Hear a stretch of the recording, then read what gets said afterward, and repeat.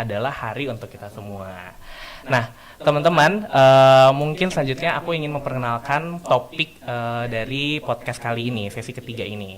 Yang topik podcast dari sesi ketiga ini adalah menilik kekerasan di kalangan remaja laki-laki. Nah, ini mungkin jadi sebuah topik yang bisa dibilang serius tapi jarang dibicarakan ya teman-teman gitu. Lalu juga mungkin ini juga menjadi topik yang perlu kita perhatikan juga.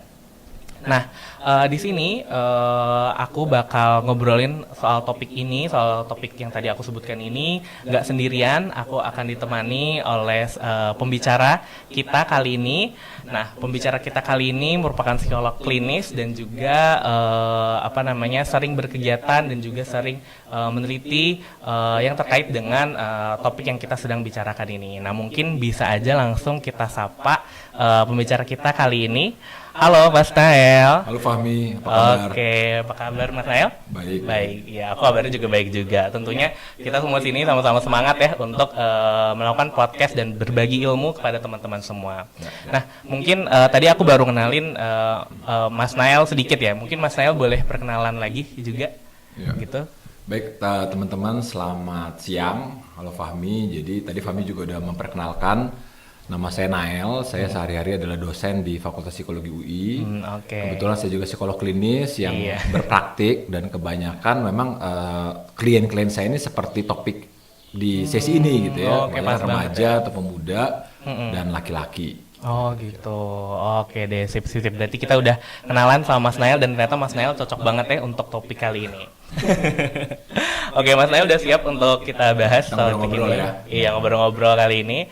Nah, Mas Nael, mungkin aku mau mulai dengan ngobrolin soal fenomena yang sering banget kita lihat gitu ya di sekitar kita gitu ya, terkait dengan mungkin adik-adik remaja kita yang laki-laki ini terlibat pada kegiatan-kegiatan kekerasan gitu ya. Misalnya contohnya aja nih gitu ya. Mungkin teman-teman di sini juga gitu ya pernah lihat ada kakak kelasnya gitu ya, tawuran seperti itu, atau mungkin geng-gengan gitu ya, bully dan lain sebagainya yang seringkali melibatkan kekerasan. Dan kita tahu ya Mas Nael, pasti itu dampaknya cukup besar juga gitu ya. Mungkin dampak jangka pendeknya mungkin secara fisik mungkin terluka gitu ya, tetapi jangka panjangnya juga mungkin ada dampak psikologis lainnya dan lain sebagainya kayak gitu kan. Dan itu kan suatu hal yang tentunya memprihatinkan ya Mas Nael.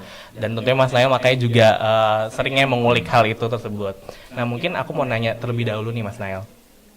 Sebenarnya apa sih Mas Nael yang menyebabkan gitu atau hal-hal yang berkaitan gitu ya dengan fenomena di mana remaja laki-laki ini sepertinya tuh sangat sering terlibat pada kekerasan gitu. Mungkin boleh Mas Nael jawab.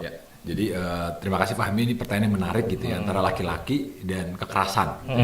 Seolah-olah kan pertanyaannya apakah memang laki-laki itu lebih gampang nih melakukan kekerasan atau kemudian kekerasan itu menjadi sesuatu hal yang menempel nih dengan karakteristik seorang laki-laki itu menjadi laki-laki gitu ya. Mungkin menjawab pertanyaannya kenapa, apakah memang demikian gitu ya, lalu kemudian bagaimana kan kita lihat dari hasil risetnya juga gitu jawaban terhadap pertanyaan tersebut. Nah, kalau yang utama mungkin saya juga mau tanya nih ke teman-teman gitu ya, mungkin di sini ada yang laki-laki, ada yang mengidentifikasikan dirinya sebagai perempuan gitu kan. Nah, teman-teman yang laki-laki bangga nggak jadi laki-laki gitu ya, atau kemudian kalau bisa memilih atau disuruh memilih mau tetap jadi laki-laki atau malah kayaknya lebih enak jadi perempuan gitu ya. Dan ini juga nih pertanyaan buat teman-teman perempuan gitu ya, apakah kalian juga pengen jadi laki-laki atau enggak gitu ya kira-kira. Nah, kita ngomong laki-laki dan perempuan, yang penting adalah ini juga jadi dasar masalah kekerasan pada remaja laki-laki ya, yaitu tentang pemahaman mengenai gender. Jadi kan penting untuk para teman-teman remaja nih memahami bahwa ada bedanya loh antara gender sama jenis kelamin. Kira-kira ya. Nah, kalau jenis kelamin kita bicara tentang lebih aspek biologisnya. Jadi mudahnya gini, kalau saya suka tanya nih, kalau membahas isu gender, siapa yang lebih kaya? Laki-laki atau perempuan? Gitu lah ya. Kaya dalam tanda petik ya. Nah, jadi kalau kita lihat perempuan itu hartanya dia punya 4M. 4M tau nggak? Gimana tuh? Mulai dari misalnya ketika remaja perempuan kan dia pertama menstruasi, gitu kan. Lalu kemudian dia misalnya ketika dia menikah, lalu kemudian dia misalnya mengandung dulu, gitu kan? Iya, Mengandung, lalu kemudian dia melahirkan, dan dia nanti ketika secara biologis ketubuhannya dia bisa menyusui nanti kalau dia punya anak, gitu kan? Jadi 4M tuh, itu ya. Menstruasi, mengandung, melahirkan, dan menyusui. Gitu ya. Nah, gitu ya. Nah, sedangkan dalam hal itu laki-laki harta kita cuma 1M. Oh, apa tuh Mas? 1M-nya apa kira-kira, Fahmi? Kamu kan laki-laki juga kan? Apa kira-kira? M-nya apa, Fahmi? Tidak. Nggak tahu nih. Apa ya Mas? Nggak tahu juga. Oke. Mimpi basah. Oh, iya. Jadi 4M dan 1M ini nggak bisa dipertukarkan. Jadi tidak dari sejarah kehidupan manusia pertama pun sampai sekarang nggak bisa tuh ada laki-laki yang misalnya mengandung. Dulu sempat ada film tuh, ya kan? Tapi itu hanya fiksi. Fiksi gitu aja ya. Nah, itu aja tuh. Tapi ketika kita masuk ngomongin gender, nah di situ ada yang namanya konstruksi sosial. Jadi itu artinya kita dapat dari masyarakat. Misalnya kita ingat dulu mungkin kalau teman-teman yang laki-laki masih kecil dibilang, ih kok laki-laki nangis sih, cengeng banget gitu kan. Laki-laki kan nggak boleh nangis, misalnya seperti itu. Gitu ya. Atau kemudian ketika misalnya mungkin teman-teman bicara tentang mau jadi apa karirnya gitu. Wah kalau cowok tuh harus jadi arsitek misalnya, harus jadi bidang pekerjaan yang laki-laki banget gitu kan. Sedangkan misalnya ketika ada laki-laki dia mau menjadi koki gitu ya, dianggap loh kok itu kan bidangnya perempuan gitu ya. Nah, jadi itu tuh. Jadi artinya di sini kita bilang gender ada konstruksi sosial dan kemudian laki-laki diajarkan di masyarakat dengan standar tertentu. Jadi masyarakat tuh lingkungan, orang tua, keluarga itu punya ekspektasi, punya harapan. Kalau saya punya anak laki-laki, itu dia harus kuat, dia harus jadi pemimpin, dia harus tidak boleh cengeng dan sebagainya. Kan? Nah, itu nggak dikenakan tuh sama perempuan. Secara umum ya, apalagi kalau kita membahas tentang konteks masyarakat yang tradisional. Tradisional itu dalam arti ada harapan terhadap jenis kelamin seorang laki-laki atau perempuan gitu yang berbeda-beda. Nah, itu juga jadi kalau kita pikir-pikir lagi kasihan juga yang jadi laki-laki ya. Sebenarnya saya lihat sih kasihan juga. Apalagi laki-laki di konteks Indonesia nih, misalnya di tempat kita ini konteks masyarakat patriarkat gitu ya. Memang ada beberapa suku yang dia lebih matriarkat gitu, matrilineal gitu ya. Tapi tetap gitu ya, laki-laki yang diharapkan dia jadi pemimpin. Mungkin teman-teman bisa mengamati misalnya kalau ada ada rapat di RT atau di komunitas. Biasanya tuh kalau rapat ngomongin tentang masyarakatnya atau komunitasnya, yang banyak bicara itu laki-laki. Yang diundang, yang duduk di depan itu laki-laki. Jadi di sini kita lihat laki-laki itu punya semacam privilege. Jadi ada semacam harapan, dia harus lebih gini, tapi juga ada privilege. Gitu kan? Nah ini juga kalau secara kita kan ngomongin kesehatan mental nih. Ini juga kalau saya lihat jadi sesuatu hal yang berpotensi juga menimbulkan masalah-masalah pada laki-laki. Terutama kasus secara spesifik kekerasan. Karena kan tadi laki-laki dituntut nih, ditekankan lu harus kuat, lu harus pemimpin, harus bisa menguasai, jangan bisa mengatur, mendominasi. Kan? Jadi seolah-olah ada ekspresi seperti itu. Ya kan? Nah, sehingga kemudian tapi kan dalam interaksi kita tahu sekarang, misalnya kita ngomongin prestasi. Kan ya mungkin di sekolah aja deh misalnya gitu. Yang peringkat-peringkat atas itu kan nggak banyak perempuan loh misalnya prestasi akademik. Gitu. Dan prestasi lain juga banyak perempuan. Sedangkan si laki-laki tuh dari rumahnya, dari masyarakat diajar lu kamu harus nomor satu, kamu harus lebih hebat segala macam gitu kan. Nah ini kan kemudian sehingga dalam interaksi pasti kan ada dampaknya nih. Dampak psikologis, ada misalnya penghayatan kok saya lebih dibanding saya lebih kurang ya dibanding teman perempuan saya dan sebagainya. Jadi ada misalnya minder atau berbagai macam emosi yang terutama emosi negatif gitu kan. Nah, kalau laki-laki pelaku kekerasan seringkali tadi gitu ya, emosinya tuh bermacam-macam. Ya, emosinya misalnya dia sedih, dia kecewa, bahkan dia bisa takut ya. Sebenarnya dia sedih, kecewa, takut, lalu ada yang namanya istilah emosi jadi di-funneling emosi gitu ya. Jadi takut, sedih, kecewa, gelisah mungkin bingung gitu ya. Tapi kemudian ekspresinya, tampilnya seringkali dalam bentuk kemarahan. Nah, itulah emosi-emosi itu kan yang melatar belakangi dalam banyak hal seringkali laki-laki melakukan tindakan kekerasan. Kekerasan itu Gitu ya. lah kira-kira.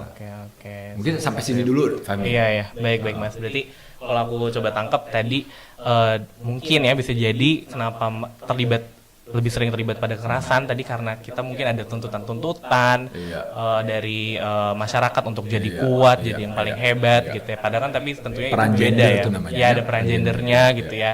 Dan itu mungkin pada akhirnya mungkin jadi apa ya? Jadi satu hal yang menekan dan pada akhirnya mungkin jadinya keluarnya ke hal-hal yang negatif gitu ya tadi, jadi mungkin jadi melakukan kekerasan seperti itu salah ya. satu seringkali begitu gitu ya. Seringkali kan kekerasan tuh dijadi semacam tingkah laku untuk berkomunikasi gitu ya. Jadi kita menyampaikan pesan, sebenarnya itu pesan ini kan apa sih intinya tolong dong libatkan saya misalnya gitu kan, atau hargai saya dong. Tapi message itu disampaikan dengan bentuk tingkah laku kekerasan untuk nunjukin nih gue punya power nih, gue punya kontrol nih, gitu ya, gue ya power lah gitu ya, gue berkuasa nih, perhitungkan gue bisa gitu kan. Nah itu padahal sebenarnya pesan itu bisa disampaikan dengan cara yang non violent gitu. Benar-benar, oke, baik. Seperti itu ya teman-teman ya. Baik. Nah selanjutnya mungkin aku mau nanya nih, tadi juga kayaknya udah tadi sempat disebut juga gitu ya, kayak ibarat kata kadang kita bilang gitu ya bahwa cuma anak laki-laki emang dari sononya kayak gitu ya untuk apa ya melakukan kekerasan gitu ya atau terlibat pada hal-hal yang berkaitan negatif gitu ya. Kadang kalau anak laki-laki tuh kayak diwajarin aja gitu ya.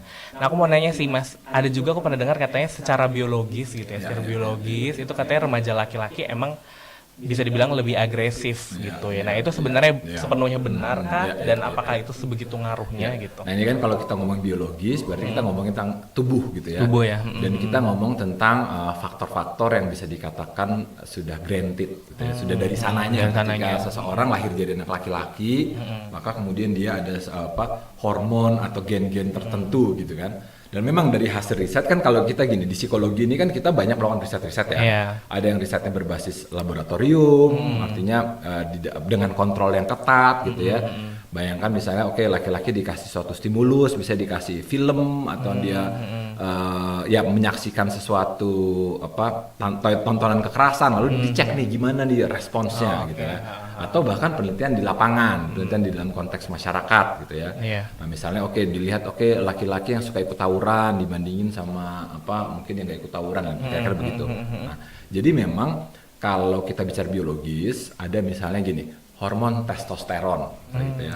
Lalu ada juga gen oksitosin atau gen MAOA namanya. MAOA itu yang kemudian dari hasil riset itu memang ditemukan lebih banyak pada laki-laki individu yang dia melakukan kekerasan gitu lah kira-kira. Nah, tapi ada tapinya. Ada tapinya ya. Iya, kita nggak bisa hanya ngelihat. Jadi ketika penjelasan kenapa sih seorang melakukan kekerasan laki-laki perempuan itu multifaktor. Jadi nggak hanya satu faktor, apalagi faktor biologis. Bahkan misalnya saya cek Fahmi hormon testosteronnya banyak nggak sih gitu lah kira-kira ya. Bahkan misalnya ketika ditemukan pada satu individu ini hormon testosteronnya berlebih misalnya, gen tadi ya yang dianggap gen agresivitas, MOA itu gitu ya, itu juga banyak gitu kan. Itu tidak serta-merta langsung bikin Fahmi jadi gitu orang yang nggak dikit-dikit melakukan kekerasan. Akhirnya apa di sini nih? Gitu ya, Ini ada faktor biologis, ada juga faktor sosial, ada faktor konteks gitu kan. Jadi hasilnya gampangnya gini. Misalnya ketika laki-laki itu secara biologis dia punya potensi gitu kan. Tapi dia tuh dibesarkan atau tumbuh berkembang di lingkungan yang tidak violent gitu kan, di lingkungan yang banyak kasih sayang, ada empati gitu ya, maka potensi ini nggak jadi gitu kan. Jadi mungkin memahaminya gitu. Jadi kita salah kalau kemudian menerima mentah-mentah bahwa seolah-olah memang laki-laki udah ibaratnya jadi seperti sudah dari sononya gitu kan. Nah ini kan kalau kita lihat ini sama seperti kita melihat laki-laki itu seperti binatang dong gitu. Itu saya pikir keliru gitu ya.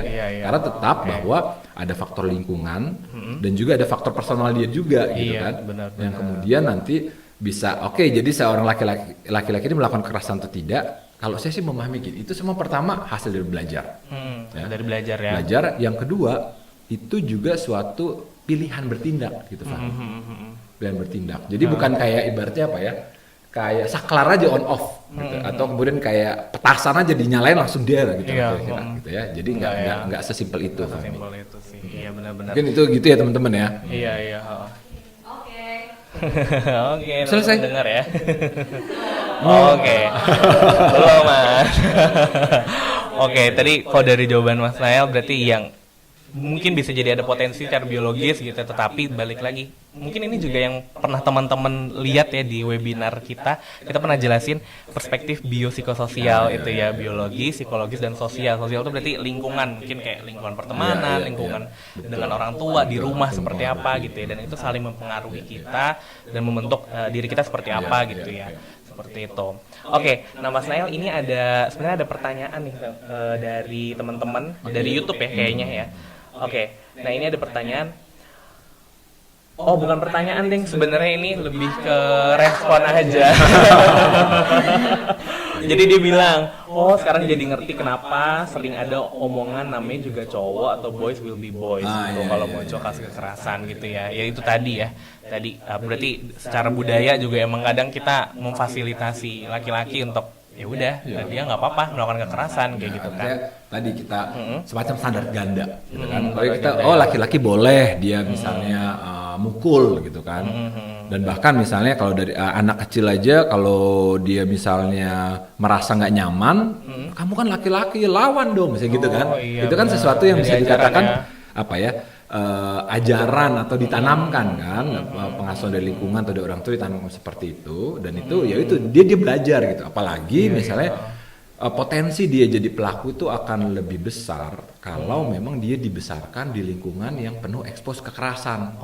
Jadi kan dia ngeliat gitu ya. Nah artinya kan teman-teman mungkin yang laki-laki di lingkungan ekspos kekerasan lihat supaya misalnya gue bisa ditakutin, gue harus melakukan kekerasan.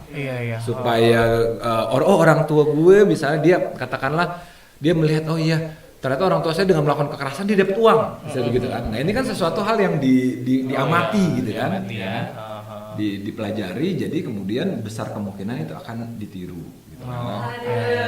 Aduh banget ya teman-teman, jangan ditiru. Padahal ada cara lain. Ada cara lain ya, iya. Aku juga ini sih Mas pernah dengar gitu ya. Kadang ada orang tua gitu ya, kalau misalnya anak laki-lakinya mungkin masih kecil gitu ya, atau mungkin kayak usia SMP gitu ya, ngadu ke orang tuanya misalnya, aduh aku tadi ditonjok orang gitu ya, tonjok temen aku. Kenapa nggak tonjok balik gitu? Kadang responnya kayak gitu ya. Berarti kan entah kenapa itu jadi ngajarin ke anak itu untuk kalau merespon sesuatu yang hal yang menyakitkan atau yang gak nyaman buat diri dia, ya kita melakukan aja kekerasan secara fisik kayak gitu ya. Padahal mungkin kita bisa lebih meresponnya dengan lebih baik kayak gitu. Artinya misalnya orang tua anaknya seperti itu gitu kan tentunya tadi ya, baik laki-laki perempuan kita punya emosi, termasuk juga emosi negatif gitu ya. Laki-laki pun juga bisa sedih, laki-laki bisa kecewa, dia bisa misalnya merasa takut, merasa tertekan gitu kan. Iya benar. Artinya bagaimana lingkungan, terutama misalnya kalau anak-anak nih remaja, orang tuanya menerima dulu dong ya kan, menerima dan istilahnya mendiskusikan misalnya kalau terutama dengan anak remaja gitu ya. Betul. Kamu kenapa kok papa lihat atau mama lihat kamu lagi sedih gitu ya. Kenapa mas, kenapa dek, kenapa kak gitu bisa kan. Jadi itu dulu gitu ya. Diajak pahami dulu sehingga kemudian laki-laki itu memang, nah ini juga nih kan, ini konsekuensi juga karena di masyarakat kan tadi laki-laki tidak boleh mengekspresikan emosi negatif tertentu. Dibatasi apalagi gitu ya. bisa membicarakannya gitu kan. Nah, sehingga kemudian dihambat. Nah ini juga mempengaruhi kondisi kesehatan mental laki-laki gitu kan. Laki-laki ada masalah nih, aduh saya minder, saya self esteemnya rendah, atau saya ngerasa aduh kayaknya gue salah nih, atau nggak bisa apa-apa nih gitu kan. Tapi tadi lingkungan nggak mengencourage dia untuk speak up, untuk ngomong gitu lah kira-kira ya. Nah ini juga jadi masalah tuh, sehingga kemudian dia gimana nih mengekspresikannya, sehingga kadang-kala ada suatu situasi sulit ya kan, itu men-trigger dia jadi responsnya tadi. Respons respons petasan, meledak gitulah kira-kira ya. Padahal itu sebenarnya kan bisa dikelola ya. Iya, jadi yang perasaan-perasaan gak nyaman kemarin kalau misalnya gitu ya, kita mengajarkan anak-anak laki-laki atau remaja laki-laki ini bisa mengutarakannya dan mewajarkan kalau perasaan sedih itu boleh ada, takut itu boleh ada. Ini berarti kata ada perasaan sedih keluar lagi, jadi nggak mendem gitu ya, yang tiba-tiba mungkin jadi bisa meledak betul. Gitu ya. Oke, ini ada respon juga nih dari teman-teman di YouTube, katanya keren, terus ada yang kasih jempol. Makasih banyak teman-teman. Oke, nah mungkin dari tadi kita udah ngomongin ya Mas soal ya fenomena kekerasan di remaja laki-laki ini. Nah itu kan suatu hal yang ya tentunya memprihatinkan gitu ya. Nah mungkin aku mau tahu dong Mas gitu ya, dari yang Mas Nael ketahui selama ini gitu ya, sama jadi psikolog juga gitu ya, bagaimana sih sebenarnya dampak kekerasan pada remaja laki-laki gitu ya, baik yang melakukan atau korban? Karena aku ngeliat kayaknya kalau remaja laki-laki yang melakukan kekerasan itu, walaupun dia pelakunya gitu, aku juga sebenarnya ngeliat itu kayak dia korban juga ya. Kayak tadi Mas Nael bilang, mungkin dia korban, dia menjadi korban karena mungkin di lingkungan rumahnya gitu ya, ada banyak contoh-contoh seperti itu gitu kan ya. Nah itu dampaknya gimana tuh Mas? Jadi memang bottom line-nya itu kalau kita bicara dampak kekerasan itu yang kami temukan, terutama misalnya saya praktek nih psikolog klinis, pada korban dan pelaku kekerasan itu dampaknya memang bisa saya katakan hebat, masif gitu ya. Dan itu memang multidimensional. Gitu ya, bisa jadi, ke beberapa aspek. Ya, bisa beberapa aspek mempengaruhi terutama fungsi sosialnya dia. Kalau misalnya mahasiswa itu kan fungsi sosialnya misalnya ke kampus, bergaul gitu kan. Nah ini kemudian bisa mengganggu keberfungsiannya dia. Nah kembali lagi ke ngomongin dampak, mungkin kita bedain dulu nih pada pelaku dan korban gitu ya. Memang pada pelaku saya setuju tuh sama yang Fahmi bilang bahwa dalam banyak hasil riset, dan kalau kita juga, saya sering ketemu misalnya pada yang dianggap sebagai pelaku atau orang yang gemar melakukan kekerasan ya. Dan memang tadi saya sih cukup setuju bahwa dianggap bahwa laki-laki pelaku itu juga pada dasarnya korban dari apa? Nah korban dari tadi tuh konstruksi gender, konstruksi sosial tentang bagaimana menjadi laki-laki, artinya gitu ya. Soalnya laki-laki, masa kamu gajinya cuma segini doang sih, gitu. Kok kamu pekerjaannya cuma begini aja sih, gitu. Itu kan hal seperti itu kan, dia tentunya kan berdampak dong pada pengaruh psikologisnya dia. Pasti banget sih. Sampai satu titik dia menunjukin tuh, tunggu dulu nih, gue laki-laki beneran nih, gitu laki-laki. Gue bisa mendominasi, mengontrol. Salah satunya saya bilang cara paling primitif. Itu kan cara paling primitif apa? Sama seperti misalnya kalau kita melihat film dokumenter atau film-film tentang bagaimana tingkah lakunya orang purba.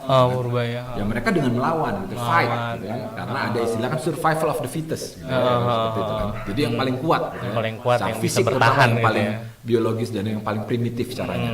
Seperti itu. Nah, pada pelaku saya sangat setuju bahwa memang pelaku kekerasan, apalagi laki-laki, apalagi remaja gitu ya. Saya sangat concern kenapa buat remaja, kenapa? Karena hidup mereka masih panjang. Kalau dia tidak diintervensi, nggak ditangani, dia kan akan tetap terus tumbuh dan berkembang dengan meyakini bahwa kekerasan itu perlu. Kekerasan itu memang wajar gitu lah kira-kira. Padahal ada banyak dampaknya tuh ke dia gitu ya. Buat para pelaku kekerasan dalam relasi terutama laki-laki itu dampaknya tadi dia akan berpotensi kalau tidak diintervensi dia melanggengkan perilaku kekerasan ini gitu kan. Dia nggak dapat semacam pencerahan di mana salah saya. Ini kan wajar, kan gue cowok gitu kan. Kan gue cowok, gue laki-laki, boleh dong gue begini tuh wajar kok seperti itu kan. Berarti kan dia harus semacam di redesign gitu kan masalah konsep dia mengenai laki-laki dan sebagainya bahwa kita perlu ini ada loh yang namanya laki-laki ideal gitu kan, atau kemudian kita bicara mengenai konsep figur yang yang matang itu bagaimana sih? Gitu. Dia wajar, dia pasti nggak bisa terhindari kita merasakan misalnya kecewa, sedih dan sebagainya. Tetapi kalau lu keren gitu kan, lu cowok gitu, gitu. Jadi harus kita redefinisi juga nih. Kalau lu bisa mengatur emosi diri lo. Lu bisa misalnya emosi negatif itu kan energi yang nggak nyaman yang menumpuk. Nah ini kan harus diventilasi, sama seperti kita masuk kamar, kamarnya buat terasi gitu. Wah, dikeluarin enak banget itu kan kita harus buka tuh kan buat dikeluarin biar dia fresh lagi gitu kan seperti itu.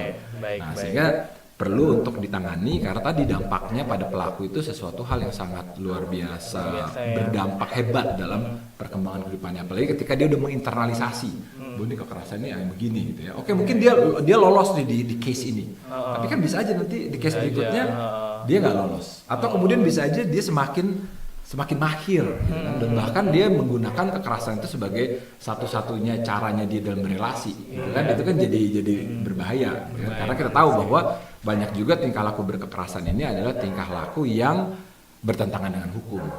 Iya, benar. Jadi pada pelaku memang harus diintervensi, dia harus belajar. Jadi kan tadi saya memahami bahwa tingkah laku berkekerasan itu tingkah laku yang dipelajari, sehingga dia harus dibantu juga difasilitasi belajar tingkah laku lain yang non kekerasan. Itu kan. Nah, lalu pada korban nih, bicara pada korban memang dari korban kekerasan itu tadi saya bilang dampaknya besar sekali dan multidimensi, gitu ya, multidimensi. Yang paling apalagi misalnya kekerasan seksual, kekerasan seksual, karena kan bicara tentang ya ketubuhan tuh bagian dari diri kita, bagian dari bagaimana kita mendefinisikan siapa kita, siapa saya gitu kan. Nah, pada para korban ini kekerasan ini ya tentunya memang kemudian mereka perlu diintervensi supaya dia melihat jadi seringkali bisa pada korban ada semacam menyalahkan dirinya sendiri. Ya kan pertama kan kita tanya kenapa ya kok saya jadi korban? Misalnya laki-laki nih jadi korban. Padahal kan gue laki-laki, kenapa gue dibully segala macam gitu. Apalagi dengan tuntutan-tuntutan untuk jadi kuat itu kan. Sehingga kan dia memang kayaknya emang gue nggak oke sih segala macam gitu kan. Nah, dia menginternalisasi itu gitu ya. Pada korban kekerasan ini kalau nggak tertangani dia bisa jadi gangguan psikologis yang serius. Bahkan bisa kan kalau menginternalisasi apa jadinya? Dia nggak bisa nyalahin orang lain kan? Dia akhirnya nyalahin diri sendiri. Gak cuma nyalahin, bahkan dia bisa kemudian melukai dirinya dia. Bahkan kemudian melakukan berbagai macam tindakan-tindakan self harm atau yang ekstrimnya sampai bunuh diri. Itu sangat mungkin terjadi. Nah, jalur yang kedua jadi korban kekerasan itu kan tadi bisa memang ada beberapa riset menunjukkan ada siklus antara korban jadi pelaku. Tapi enggak jadi gini. Ini juga salah kalau misalnya dipahami kalau saya jadi korban nanti ketika dia pasti jadi pelaku, itu juga keliru. Tapi ini menambah resiko, menyebabkan tangan. Baik Mas. Mungkin itu ya. Gitu ya Mas ya. Iya, dampaknya berarti bisa ke berbagai aspek kehidupan. Iya, baik yang tadi pelaku atau korban itu ya Mas ya. Oke. Nah Mas, ini ada sebenarnya tanggapan juga gitu ya dari YouTube gitu ya. Saya merasa banget saya mengeluh sedikit atau nangis aja, keluarga malah meledek, masa gitu aja lemah gitu ya. Ya, itu juga yang mungkin yang hampir semua, nggak tahu ya, hampir semua laki-laki mungkin pernah rasain gitu ya, pernah ngalamin juga gitu. Terus ada juga Mas, iya Kak, ngerti juga, aku cowok terus kadang suka dibilangin gak boleh nangis, nanti kelihatan cengeng atau gak kuat gitu. Iya sih, itu yang dari tadi juga kita bahas ya. Jadi kan poinnya kan kamu nangis, kamu bilang aduh gue nggak bisa gitu kan, atau kemudian kamu bilang bahwa gue sedih gitu, tidak menghilangkan gitu kan kelaki-lakian dirimu gitu loh.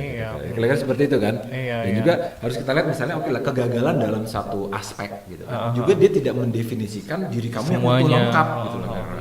Jadi nah ini kita juga memang seringkali kita bisa dikatakan ini kan masa interpretasi nih. Kegagalan satu kita generalisir ya bahwa ini emang gue nggak oke, misalnya gitu kan. Seperti itu. Nah itu terus sampai satu titik gue mau kan kayak seolah-olah kita kehilangan kendali gitu ya. Nah gue pengen ngambil dong karena memang betul kebutuhan manusia itu dinilai baik, diterima di lingkungan segala macam gitu kan. Dari lingkungan gitu ya. Ketika berbagai cara-cara udah nggak bisa gitu ya, cara yang paling primitif, paling gampang dilakukan dengan kekerasan. Sekali begitu. Membuktikan diri kuat gitu dengan kekerasan. Oke. Iya Mas. Nah mungkin kita ke pertanyaan selanjutnya ya Mas ya. Tadi kita udah bahas gitu ya tentang kekerasan dan tadi juga Mas sepertinya udah sempat menyebutkan juga ya kalau dari mungkin dari pengalaman Mas sebagai psikolog kan ada intervensi gitu ya. Nah mungkin kita di sini teman-teman juga pengen tahu gitu ya kira-kira hal apa ya yang bisa kita lakukan gitu ya sebagai masyarakat, sebagai ya mungkin kakak dari adik remaja kita gitu ya atau ya sepupu gitu ya. Untuk kita bisa memutus atau meminimalisir terjadinya kekerasan di kalangan remaja laki-laki gitu. Kalau aku pikir sih akarnya tadi ya, lebih kepada bagaimana pemahaman kita mengenai gender. Itu yang pertama gitu. Jadi artinya perlu ada edukasi, perlu semacam membangun awareness bahwa ya tadi laki-laki dan perempuan itu pada dasarnya setara dan sama gitu kira-kira ya. Bagaimana kemudian kita membangun kesetaraan satu sama lain dan kemudian memberikan kesempatan gitu kan. Kalau misalnya laki-laki dia sedih, ya kita kasih kesempatan. Gitu. Iya. Laki-laki dia mau melakukan yang namanya pekerjaan dalam tanda petik domestik, ya nggak apa-apa juga. Kita berikan kesempatan, gitu kan.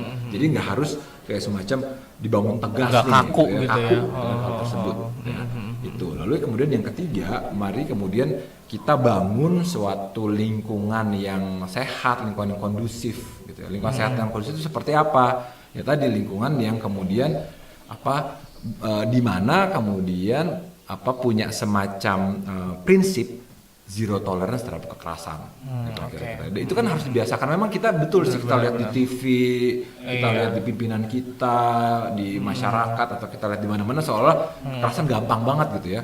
Lagi ngobrol-ngobrol dikit tiba-tiba kekerasan seperti itu kan. Nah ini kan perlu kemudian kita ciptakan lingkungan yang kemudian kita zero tolerance terhadap kekerasan. Dan tadi kita ingat bahwa ini kan ada pesan yang disampaikan, ya kan? Ada cara non-violent juga loh untuk menyampaikan pesan gitu loh. Nah itu yang kemudian perlu untuk kita edukasi dan juga memang terutama kalau para laki-laki, ayo kita jadi model laki-laki yang non-violent dan itu tidak menghilangkan kelaki-lakian Anda gitu. Benar, Jadi jangan sangat tradisional dengan atribut bahwa kekerasan kasar itu laki-laki. Gitu ya. Nah mungkin dulu kalau zaman perang. Zaman perang, zaman masih peradaban belum maju, ya mungkin itu bisa diterima. Tapi kan kita sudah berevolusi, kita udah di peradaban yang maju dan sebagainya. Maka atribut bahwa kasar, keras itu pada laki-laki, saya pikir udah nggak relevan lagi di zaman sekarang. Nggak relevan lagi ya. Yang relevan apa? Yang relevan laki-laki yang yang bisa kreatif gitu kan. Laki-laki yang punya solutif bisa gitu kan. Dia juga empatik gitu kan. Karena kan ya kita lihat di lingkungan kita kan ada begitu banyak macam perbedaan individual, bermacam-macam konteks situasi, pengalaman hidup dan sebagainya. Jadi seperti itu. Oke, berarti ibarat kata untuk kita ya bisa menunjukkan diri kita gitu ya dengan cara-cara yang lebih sehat tadi ya.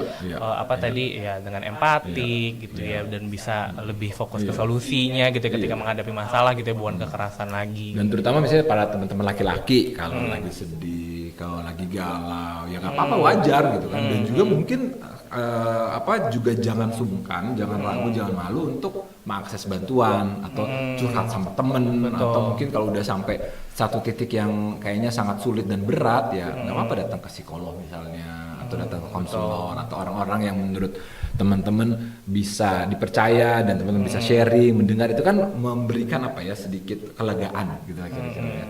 Iya. Oke. Sip.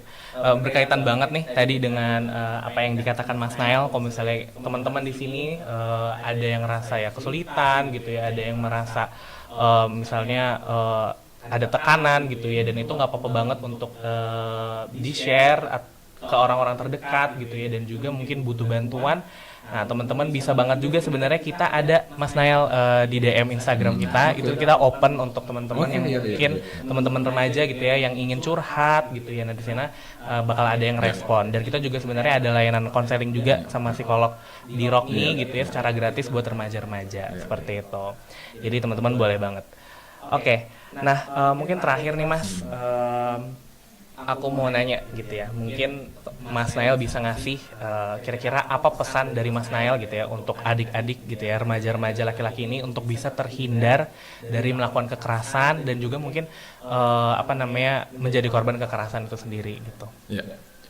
Jadi mungkin yang pertama secara umum terutama buat teman-teman laki-laki, mari kita jadi laki-laki baru gitu ya. Laki-laki baru yang tadi yang kemudian punya pemahaman mengenai gender yang lebih sehat gitu itu yang pertama gitu kan. Lalu kemudian menjadi jadi pertama yang kaitannya dengan laki-laki baru itu juga menjadi penting untuk ya kita saling ya mendukung dan menguatkan satu sama lain gitu kan. Kita peduli satu sama lain ya kan. Dan prinsip zero tolerance to violence gitu ya, bahwa kekerasan itu ada cara lain yang non-violent dan itu kan memang harus dilatih, harus dipelajari dan pada akhirnya melihat bahwa remote control tuh ada di diri kita. Ada di kita ya. Jadi nggak kemudian menyalahkan, oh iya nih abis saya nafsu nggak bisa mengendalikan, atau kemudian saya kayak didorong setan, mana itu gitu ya, atau kemudian saya kilaf gitu ya. Menyadari dari awal bahwa kita punya semacam remote control atas tingkah laku kita. Jadi penting juga untuk kalau misalnya setiap individu terutama laki-laki itu kan dia punya semacam menilai bahwa diri kita tuh positif, sehingga yang namanya melakukan kekerasan ini nggak match dong dengan pandangan tentang diri kita. Seperti itu. Oke. Nah itu saya pikir sesuatu hal yang sebenarnya bisa dipelajari. Jadi kan sampai pada satu titik kita nggak lagi menyalahkan misalnya, oh iya abis ya gue emang begini karena gue dibesarkan di orang tua yang keras, atau gue dibesarkan di lingkungan suku gue tuh seperti ini gitu ya. Tunggu dulu sampai ke satu titik, nanti kan kita juga akan dewasa. Ketika dewasain kita lah yang nyetir nih hidup kita gitu kan. Kita mau nyetir masuk lubang, mau jalan lurus, mau jalan yang liku-liku segala itu ada di tangan kita. Gitu kan. Kira-kira itu yang juga jadi hal yang penting buat kita semua gitu ya. Dan yang prinsip tentang kesetaraan itu juga jadi penting sih. Jadi laki-laki punya memahami bahwa dia setara, dan juga melihat bahwa ya nggak apa-apa perempuan. Jadi apapun tuh bisa dipertukarkan, oleh sebab itu kita kerja sama. Kaku gitu, ya jadinya. Oke. Berarti tadi ya Mas Nael, kita coba menjadi laki-laki yang baru gitu ya nih teman-teman remaja laki-laki yang lagi nonton gitu ya. Coba untuk kita bisa maknai lagi kelaki-lakian kita itu yang enggak dengan cara kekerasan seperti itu. Dan juga tadi mungkin saling dukung, saling setara juga kepada perempuan. Terus juga antar sesama mungkin sama teman-teman laki-lakinya itu saling dukung ya. Kadang-kadang kan geng-geng itu tuh saling menjatuhkan ya Mas ya. Nah itu juga memang beda lagi tuh Fahmi. Kalau kita mau bisa ngomong tentang bagaimana ketika laki-laki dalam kelompok, dalam kerumunan gitu kan. Kita itu menarik banget. Belum lama kita lihat bagaimana di stadion bola gitu kan. Itu juga memang ketika dalam kerumunan kan ya orang jadi ngelebur identitasnya, dia jadi kelompok yang samar gitu. Jadi dia jadi gampang lah melakukan kekerasan gitu kan. Oke, itu mungkin bisa kita bahas di topik selanjutnya nih ya. Mungkin ada podcast lain. Oke deh, baik, mungkin itu aja tadi pertanyaan-pertanyaan dari aku, Mas Nael, dan teman-teman semua. Terima kasih banyak Mas Nael sudah bersedia menjadi pembicara di podcast kali ini. Kalau begitu mungkin aku simpulkan gitu ya, bahwa tentunya masalah kekerasan yang terjadi di kalangan remaja laki-laki ini merupakan sesuatu yang perlu kita perhatikan dan sama-sama kita atasi nih teman-teman. Dan tadi kita udah tahu ya penyebab atau hal-hal yang berkaitan dengan kekerasan pada remaja laki-laki, mungkin tadi berkaitan dengan budaya kita juga seperti itu. Nah, tetapi tentunya ada upaya-upaya yang bisa kita lakukan ya teman-teman, yang salah satunya tadi kita mungkin bisa saling support dan juga menjunjung tinggi kesetaraan gitu ya. Seperti itu. Nah, kalau begitu mungkin itu saja teman-teman podcast Rock Me untuk Hari Kesehatan Mental Sedunia ini yang sesi 3 kali ini. Kurang lebihnya mohon maaf. Jangan lupa untuk tetap stay tune di YouTube Rock Me dan juga subscribe ya teman-teman, karena bakalan ada podcast sesi keempat yang akan membicarakan mengenai ekspresi diri melalui musik. Seru banget nih Mas Naya. Makin seru ya. Mantap ya. Makin siang makin seru. Iya, makin seru. Mungkin segitu aja dari aku dan Mas Nael. Sampai jumpa teman-teman. Terima kasih semua. Sampai jumpa. Dadah.